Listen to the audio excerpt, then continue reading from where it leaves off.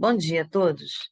Nós vamos refletir no segundo livro de Reis, numa história muito conhecida, que é do profeta Eliseu, já idoso, e também de uma mulher que teve um filho milagrosamente, quando o profeta Eliseu passou pela casa dela e entregou a novidade, que Deus iria oferecer a ela um presente, um filho tão desejado, e por milagre, porque ela tinha dificuldades. Isso aconteceu, o filho dela cresceu e vivia no meio rural.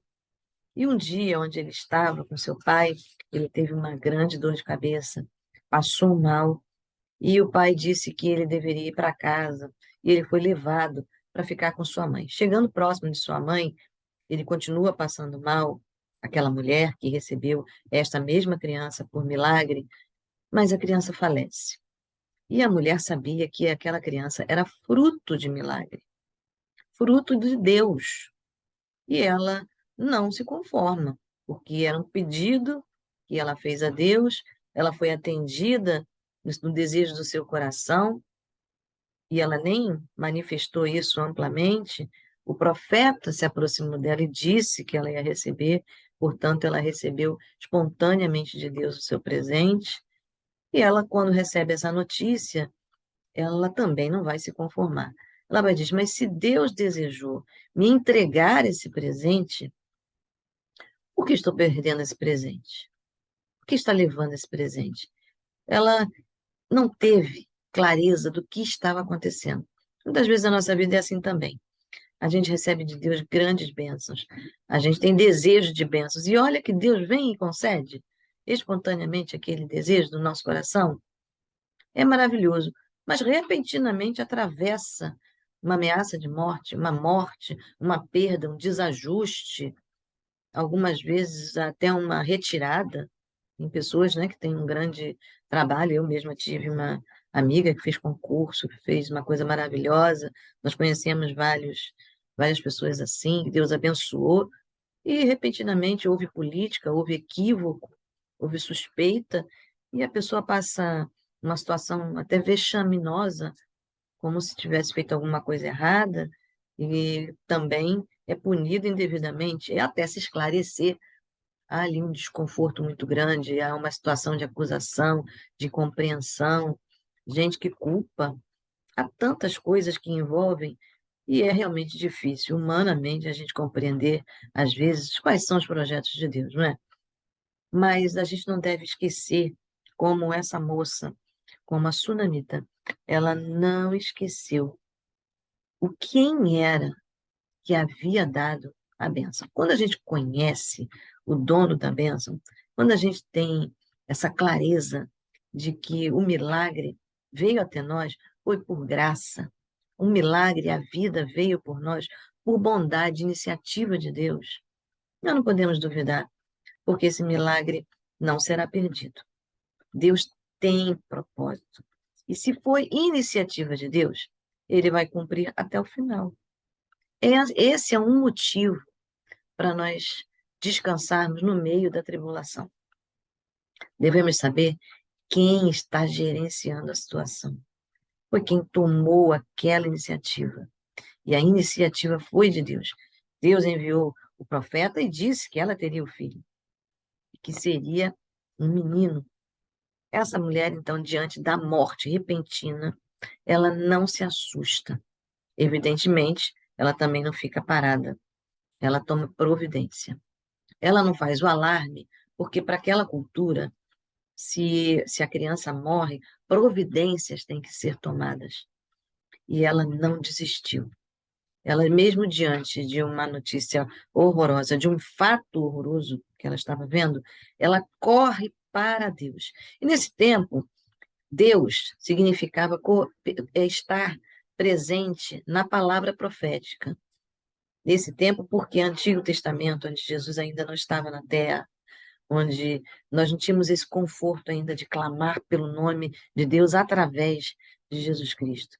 Então ela corre na fonte, ela volta ao profeta, ela rapidamente sai, ela se apressa e as pessoas estranham, porque ela estava socorrendo o menino e agora ela sai depressa e vai buscar o profeta.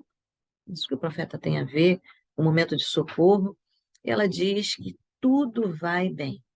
E realmente vai bem, porque ela estava confiante no bem que Deus havia entregue através daquela pessoa. Então, ela não confiava em Eliseu, ela confiava em Deus. Ela disse: tudo vai bem. Ela sabia bem quem era o bem dela. Ela sabia claramente qual era a origem do bem dela. Ela volta, ela vai, se desloca até o lugar onde estava o profeta, diz para ele o que aconteceu e pede para ele retornar. E essa conversa em que a mulher diz que é preciso que o profeta vá à casa dela, está no capítulo 4, a partir do verso 27. E com rapidez, ela diz para o profeta que ele vá até a casa. E ele vê a situação de risco, envia seu menino, seu jovem, para que leve seu bordão e coloque sobre o corpo do menino, para que volte à vida. Porém, a mulher diz, no verso 30, tão certo como vive o Senhor e como você vive, não o deixarei. Ela bem sabia que o milagre é coisa importante e que vida não se deve correr riscos, com vida não se deve colocar num plano secundário.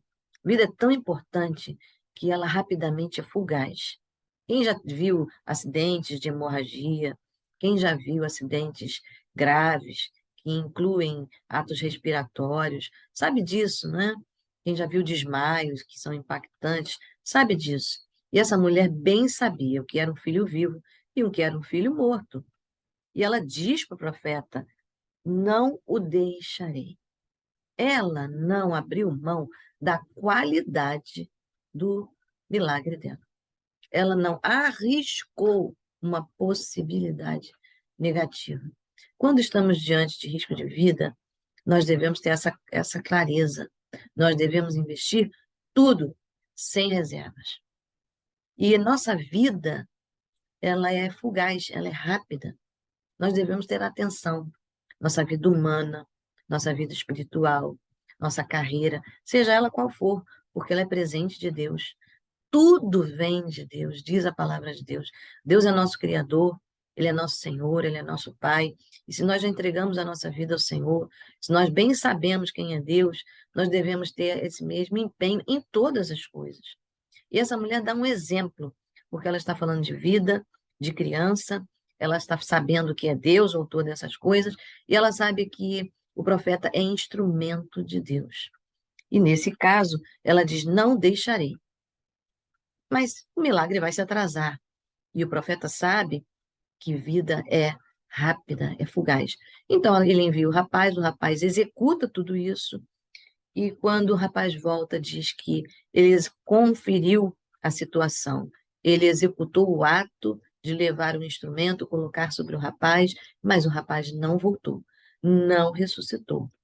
E o profeta não se acomodou. O profeta bem sabia que Deus o usava.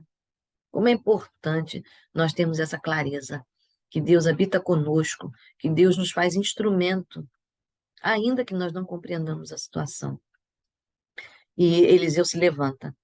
Eliseu se levanta e vai até lá. Lembre-se, ele já é idoso. Ele vai até lá, a mulher logo vai com ele, e ele toma as providências. Diz ali no versículo 31 como acontece esse encontro entre Eliseu e a criança. E ele diz que o menino não acordou. Mas no verso 32, quando o profeta chegou à casa, eis que o menino estava morto sobre a cama. Ele entrou, fechou a porta, orou, subiu à cama, deitou-se sobre o menino e, pondo a sua boca sobre a boca dele, os seus olhos sobre os olhos dele e as suas mãos sobre as mãos dele, se estendeu sobre ele e o corpo do menino aqueceu. Eliseu se levantou e andou no quarto, de um lado para o outro, tornou a subir a cama e se estendeu sobre o menino. Este espirrou 7 vezes e abriu os olhos. Então Eliseu chamou Geazi, que era o rapaz, o moço, o assistente dele, e disse: chame a sunamita. Ele a chamou, e quando ela chegou, Eliseu disse: pegue o seu filho. E ela entrou, lançou-se aos pés de Eliseu e prostrou-se em terra. Pegou o seu filho e saiu. Que interessante, tantas lições num versículo, em poucos versículos.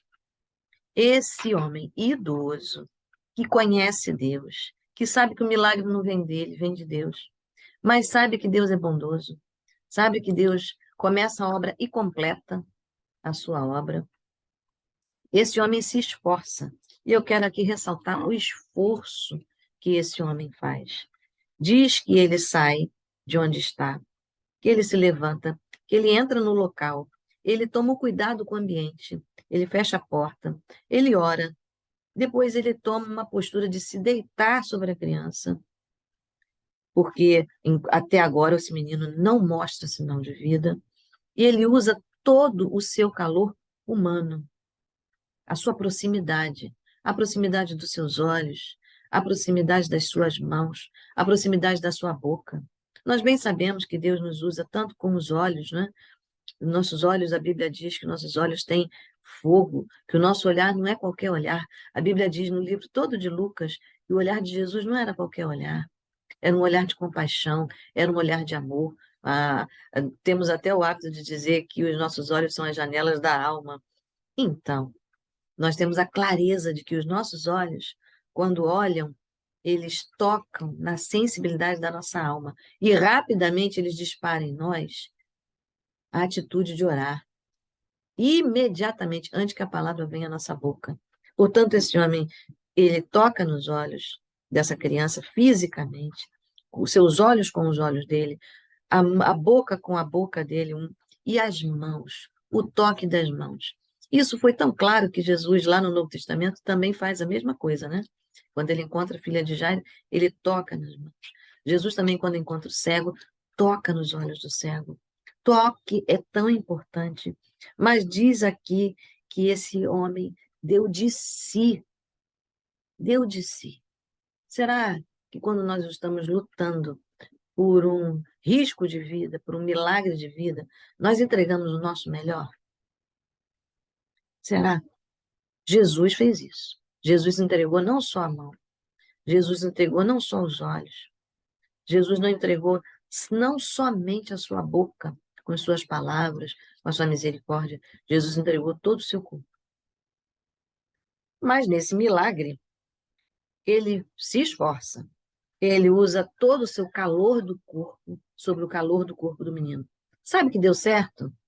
A Bíblia diz que esse corpo se aqueceu. A misericórdia de Deus veio sobre esse menino, o sangue esquentou. E, quando ele percebe isso, diz que ele se levanta e ele começa a andar no quarto. Ele anda de um lado para o outro. Ele não sai de perto do milagre, porque o milagre não está completo.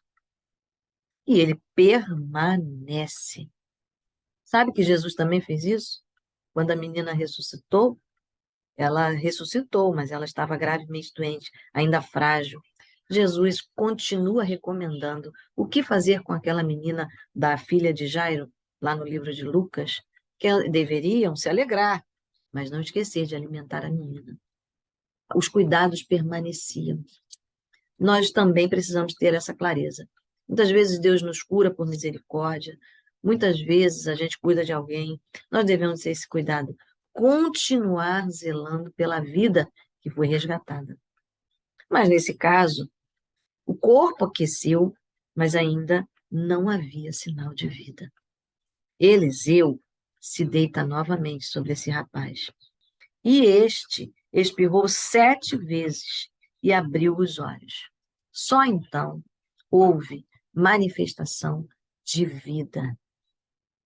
Agora sim, o profeta se levanta, toma as providências e devolve à pessoa a vida. O profeta ampara todo o tempo, até que Deus complete a obra.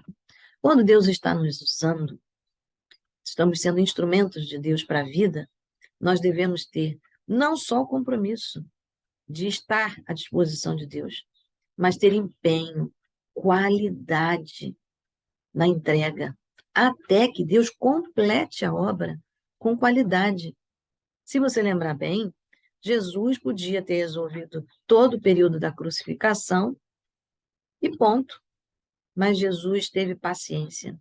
Ele morreu, ressuscitou, foi abandonado. O milagre se deu porque era Deus que estava ali com Jesus ressuscitando na cruz, mas havia ainda uma situação a ser melhorada.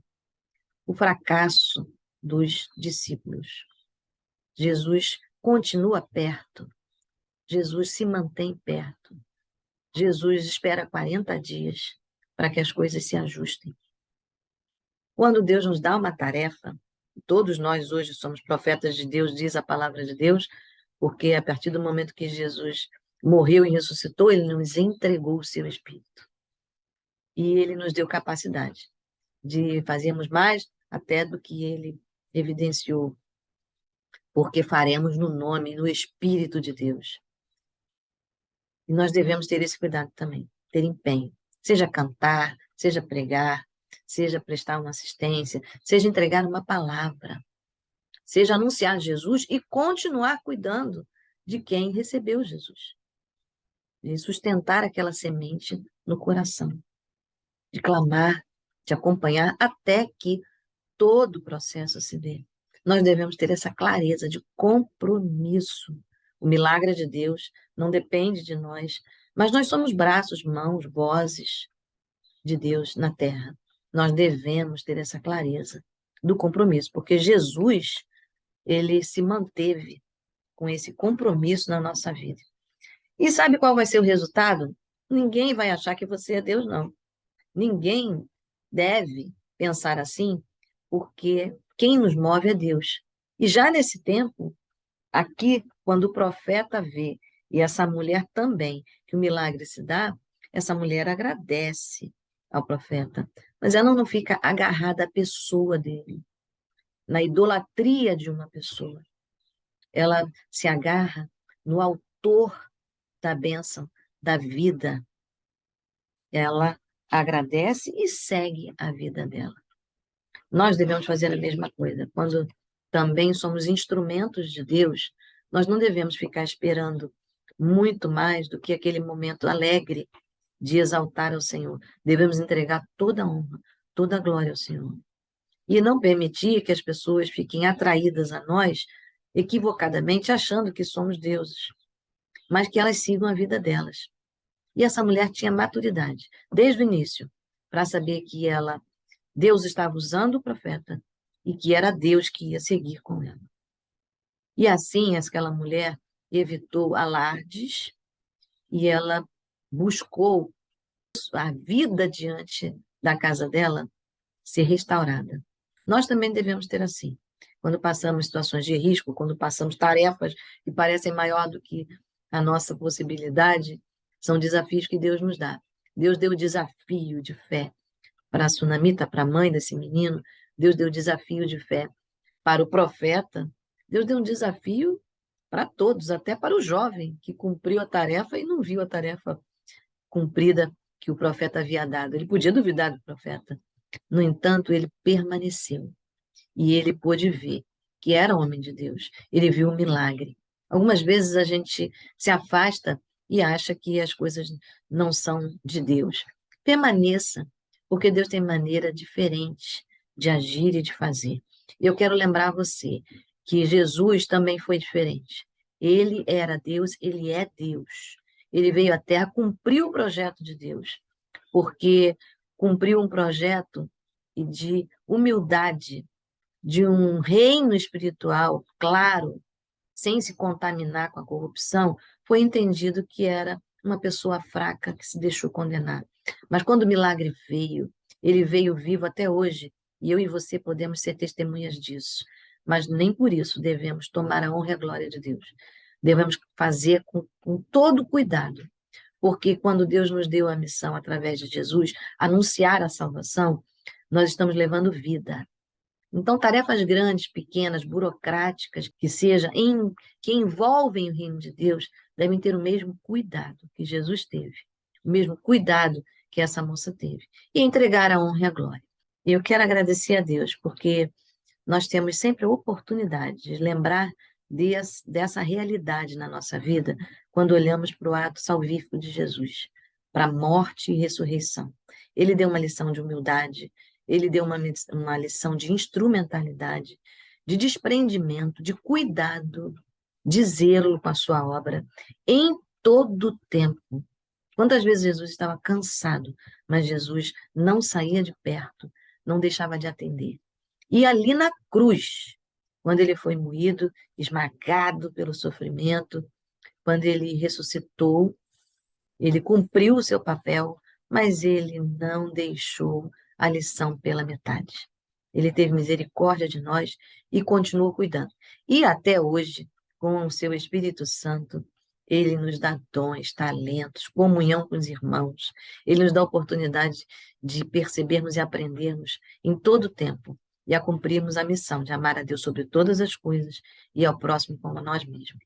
Tenhamos também essa clareza de capricharmos, de termos o compromisso até o final, com dedicação, confiando que há toda a honra, toda a glória do Senhor, e que vamos seguir a nossa vida.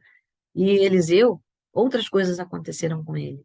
Você também será um instrumento de Deus, outros milagres você verá, mas cuide bem, porque todas as tarefas que Deus nos dá são tarefas de vida e não de morte. A mensagem de Jesus, a mensagem de Deus é de vida e você é um instrumento de vida. Deus abençoe você. Vamos orar? Deus, nós te agradecemos porque tu és o nosso Deus que nos ensina e mostra quão é importante nós termos zelo com a obra do Senhor, sermos um instrumento limpo, mas também caprichoso, um instrumento que pode ser usado em qualquer situação. Senhor, ajuda-nos a ter o zelo. Ajuda-nos também a ser como Jesus. Ajuda-nos, Senhor, a buscarmos mais da Tua presença, a darmos espaço e confiarmos, Senhor, que o Senhor é fiel para começar a obra e terminar. Ajuda-nos a zelarmos para que seja visto o que foi visto nesse texto, que o Senhor é o autor da obra, que as pessoas sigam confiando que é o Senhor que cuida de nós e que cuida da obra. Em Cristo Jesus oramos. Amém. Um dia bom e agradável para você, em Cristo Jesus.